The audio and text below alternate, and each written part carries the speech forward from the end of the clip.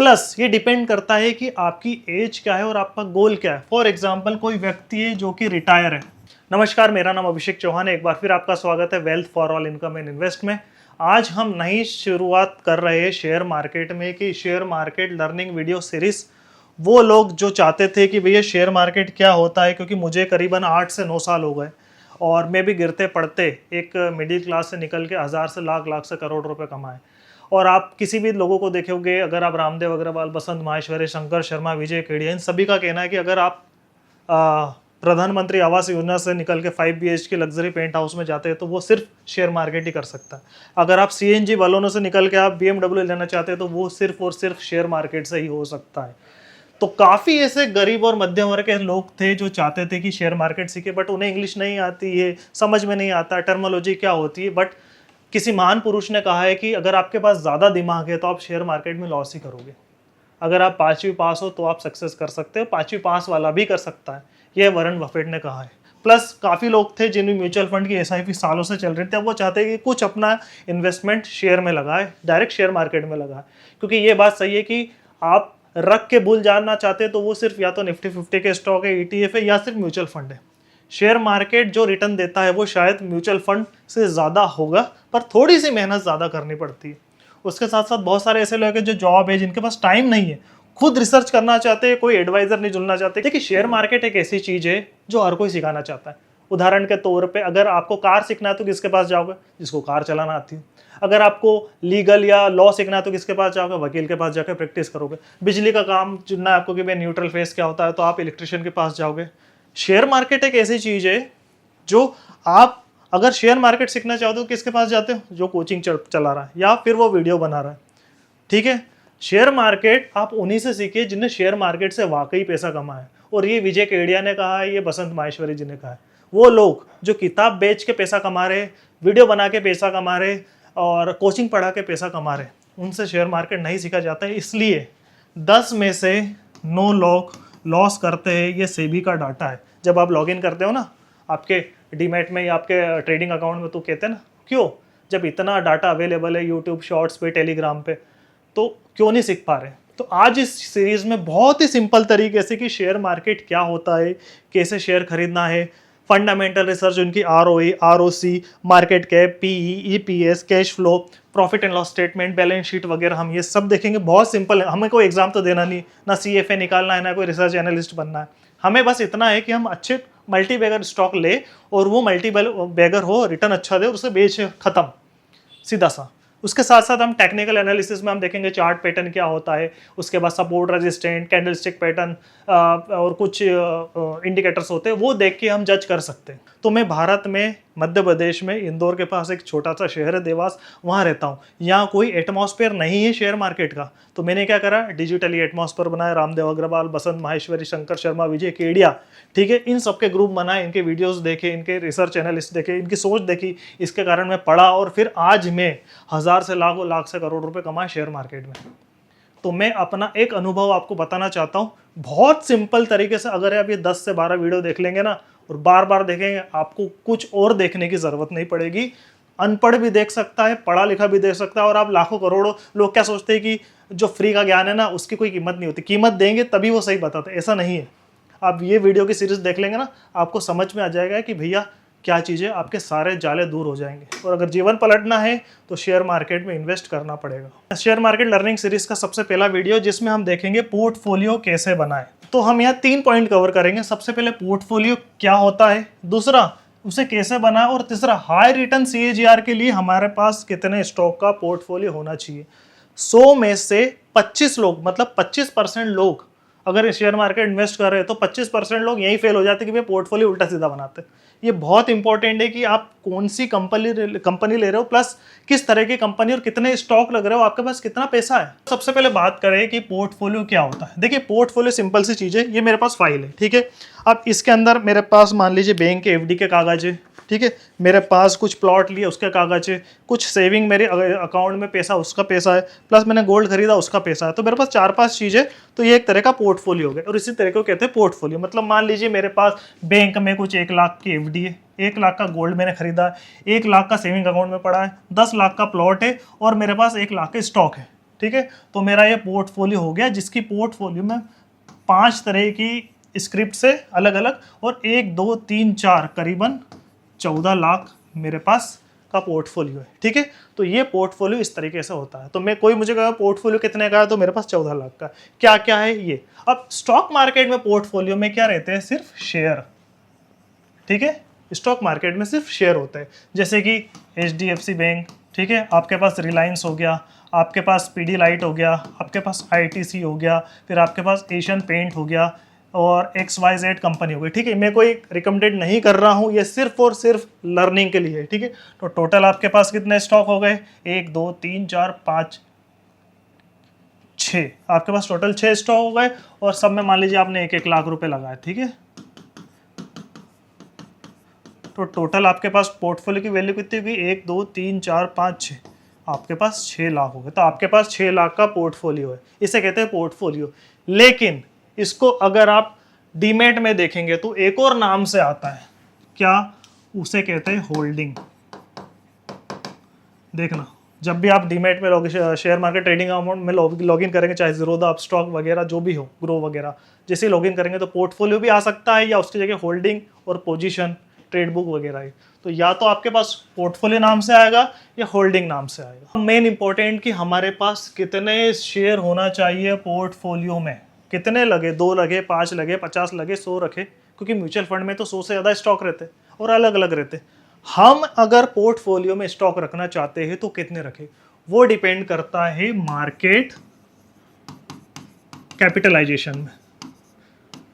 अब ये market capitalisation क्या होता है ये हम अगली वीडियो में देखेंगे, वरना बहुत लंबी हो जाएगी। कुल मिला के कहा जाए कि मार्केट कैपिटल की कौन सी कंपनी सबसे बड़ी है, जैसे स्टेट बैंक ऑफ इंडिया, उसका 7 लाख करोड़ का मार्केट, 7 लाख करोड़, तो 7 लाख करोड़ हो सकता है 1 2 कंपनी उसके आगे पीछे हो, जैसे तो रिलायंस, उसका भी शायद 2 5 7 लाख करोड़ का है। क्योंकि मैं जनरली क्या है, क्योंकि मैं क्या है लार्ज कैप मिड कैप में नहीं करता हूँ, डील स्मॉल कैप में करता हूँ, तो मैं 2-5 हज़ार करोड़ की कंपनी ही लेता हूँ, उससे कम ही लेता हूँ। तो यहाँ पर पोर्टफोलियो डिपेंड करता है आपके मार्केट कैप से। जैसे SBI 7 लाख करोड़ की है, कुछ उसके नीचे होगी रिलायंस होगी 5 लाख करोड़, कुछ उसके नीचे होगी तीसरी कंपनी। तो सबसे पहली कंपनी है SBI, हो सकता है दूसरी भी हो, उदाहरण के तौर पर 7 लाख करोड़ की कंपनी, तो सबसे बड़ी कंपनी। कितने स्टॉक होना चाहिए वो डिपेंड करेगा कि आपके पास कौन सी कंपनी है।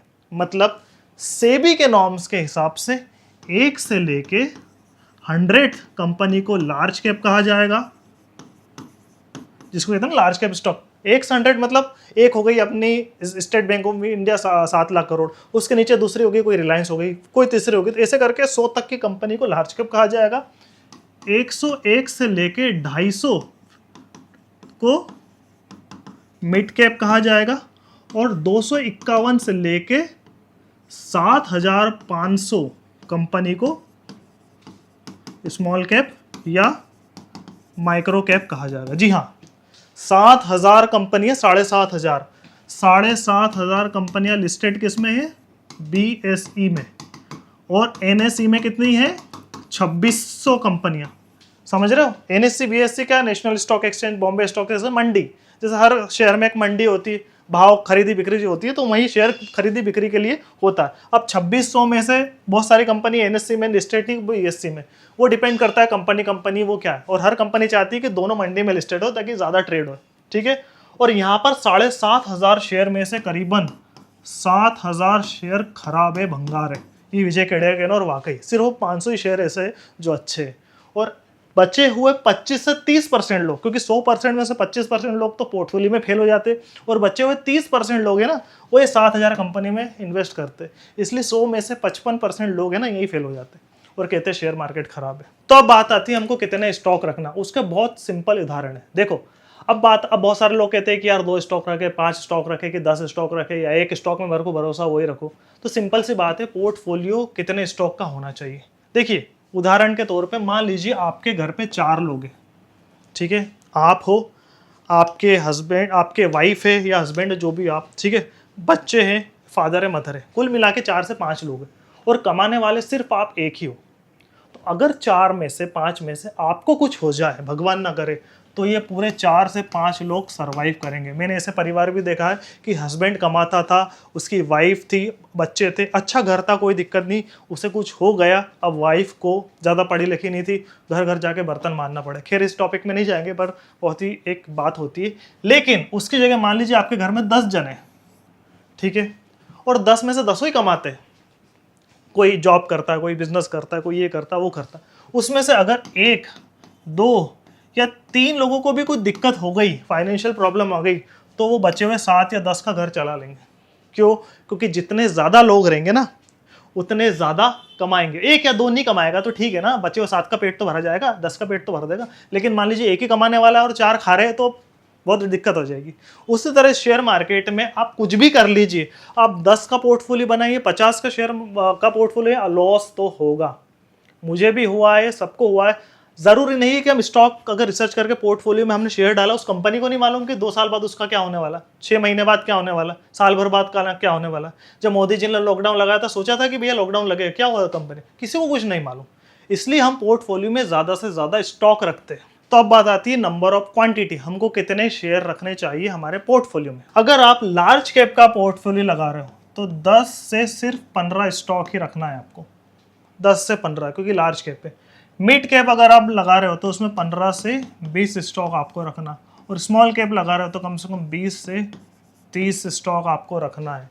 रीज़न ये है, स्मॉल कैप छोटी होती है, रिस्क ज़्यादा होती है, रिटर्न ज़्यादा होता है। प्लस ये डिपेंड करता है कि आपकी एज क्या है और आपका गोल क्या है। फॉर एग्जांपल कोई व्यक्ति है जो कि रिटायर है प्लस फाइनेंशियल फ्री, और उसके बाद 2 से 5 करोड़ रुपए है, तो अब उसकी उम्र हो गई 55, 60 या 45, 50, उसका पैसा है। अब उस पैसे को रिस्क नहीं लेना चाहता है, वो चाहता है कि भैया कम ना हो लेकिन बड़े थोड़े अच्छे से, ठीक है, और थोड़ी बहुत रिस्क लेना चाहता है। तो वो कहाँ लगाएगा? सिर्फ और सिर्फ लार्ज कैप में। क्यों? क्योंकि 10 से 15% का रिटर्न है। लार्ज कैप रिटर्न सब थोड़ा कम देता है, पर रिस्क भी कम रहती है, ठीक है। अगर वो ही बंदा फाइनेंशियल फ्री होना चाहता है, यंग है, पैसा कमाना चाहता है, तो मैं कहूँगा सिर्फ और सिर्फ स्मॉल और मिड कैप में लगाएं। क्योंकि अगर आप पैसा कमाना चाहते हो, अमीर बनना चाहते हो, तो शेयर मार्केट से ही बनेंगे, और घर परिवार, आपका जीवन, मोबाइल जीवन, पीढ़ी, वो सिर्फ स्मॉल कैप ही बदल सकता है और कोई भी नहीं। मेरा 12 से 15% रिटर्न था जब मैं लार्ज कैप में लगाता था। रिसर्च करके मैंने स्मॉल कैप का पोर्टफोलियो बनाया, मेरा 40%, 50% CAGR हुआ। कुछ स्टॉक तो ऐसे साल भर में 300, 400% भी रिटर्न दी। बट हाँ, रिस्क बढ़ जाती है, इसलिए हम क्वांटिटी थोड़ी ज़्यादा लेनी पड़ती है। तो यहाँ पर रिस्क की बात करें तो स्मॉल कैप में थोड़ी कम रिस्क रहती है, मिड कैप में थोड़ी ज़्यादा रहती है, स्मॉल कैप में सबसे ज़्यादा रहती है। और रिटर्न की बात करें तो लार्ज कैप में 10 से 12% बनता है, मिड कैप से 15 से 20% बन जाता है, और स्मॉल कैप में 30, 40, 50% भी बढ़ जाता है। सीधी सी बात है, अगर निफ्टी 10% गिरा तो मिड कैप 20% गिरेगा, और स्मॉल कैप 30 से 40% गिरता है। और वहीं अगर निफ्टी 10% बढ़ा तो स्मॉल कैप मिड कैप 20 से 25% बढ़ता है, और स्मॉल कैप 40-50% भी बढ़ सकता है। तो जितनी ज़्यादा रिस्क उतना ज़्यादा प्रॉफिट, लेकिन हम इस रिस्क को कम कर सकते हैं। तो इस सीरीज में मेरा फोकस सिर्फ और सिर्फ स्मॉल और माइक्रो कैप में ही, क्योंकि हम चाहते हैं ज़्यादा से ज़्यादा रिटर्न मिले। लेकिन हम स्मॉल एंड मिड कैप की जो कंपनी को रिसर्च करेंगे तो लार्ज कैप का डाटा ईजिली अवेलेबल रहता है। अगर आप ये सीख गए तो डेफिनेटली वो कर ही जाएंगे। और मैं मान के चल रहा हूँ कि आपको पैसा कमाना है, फाइनेंशियल फ्रीडम हो गई, आपकी पैसा आ गई है, तो फिर आप निफ्टी के 10-15 स्टॉक में लगा सकते हो, कोई दिक्कत नहीं। अब बात आती है हम कितना पैसा लेके आए कि हम शेयर मार्केट में पोर्टफोलियो बना सके, जीवन पलट सके। तो कम से कम आपको 2 लाख रुपए लाना पड़ेंगे, और नहीं है तो भैया इकट्ठा करो, 6 महीने, साल भर थोड़े खर्चे कम करो। क्योंकि आप अगर स्मॉल कैप में कर रहे हो तो कम से कम 20-20 हज़ार के 10 शेयर तो लो, या 10-10 हज़ार के 20 शेयर तो लो। कम से कम 20 शेयर का पोर्टफोलियो बनाना। अगर आप सोच रहे हो 5,000 रुपये आके मैं जीवन पलट दूंगा, तो ऐसा नहीं है। 5,000 का डबल कितना होता है? 10,000। और वहीं 2 लाख का डबल कितना होगा? 4 लाख। 2 एक्स्ट्रा मिलेंगे ना, 2 तो 4, तो 2 लाख दिखेगा, 5,000 नहीं दिखेंगे। तो सबसे पहले आप पैसा लेके आइए, क्योंकि शेयर मार्केट में पैसा लगाना पड़ेगा। ऐसा तो नहीं कि 0 से बढ़ेगा, कुछ तो लगाना पड़ेगा ना। 10 का 20 होगा, 100 का 200 होगा, 1 लाख का 2 लाख होगा, 1 करोड़ का 2 करोड़ होगा। डिपेंड करता है आपके ऊपर कि आप कितना, पर आपको पैसा लाना पड़ेगा कम से कम 2 लाख रुपए। तो ये वीडियो थी पोर्टफोलियो कैसे बनाएं, कितने स्टॉक रखने चाहिए, आपकी एज क्या है, अगर आपके पास पैसा है और फाइनेंशियल फ्री हो गए तो लार्ज कैप मिड कैप में लगाना, और अगर पैसा कमाना चाहते हैं तो स्मॉल कैप में। आप आपका पोर्टफोलियो देखिए, उसमें कौन से स्टॉक है, उसको कौन सा मार्केट कैप है। नेक्स्ट वीडियो हम देखेंगे मार्केट कैपिटलाइजेशन क्या होता है, और उसको देखते हुए हम कैसे स्टॉक सिलेक्ट कर सकते हैं स्मॉल कैप में, मिड कैप में या लार्ज कैप में। तो मेरी आपसे रिक्वेस्ट है, ज़्यादा से ज़्यादा लोगों को शेयर करें जो कि पैसा कमाना चाहते हैं, जीवन पलटना चाहते हैं। ये एक मौका है, हो सकता है ऊपर वाला आपको इस वीडियो के माध्यम से एक मौका दे रहा हो कि आपका जीवन पलटने का, वरना लोग तो जी रहे, रेट रेस चली रही है, ऐसे ही कुछ नहीं करेंगे तो भी जी के मर जाएंगे। कुछ थोड़ा बहुत करके जीवन पलट जाए तो अच्छे से मरेंगे।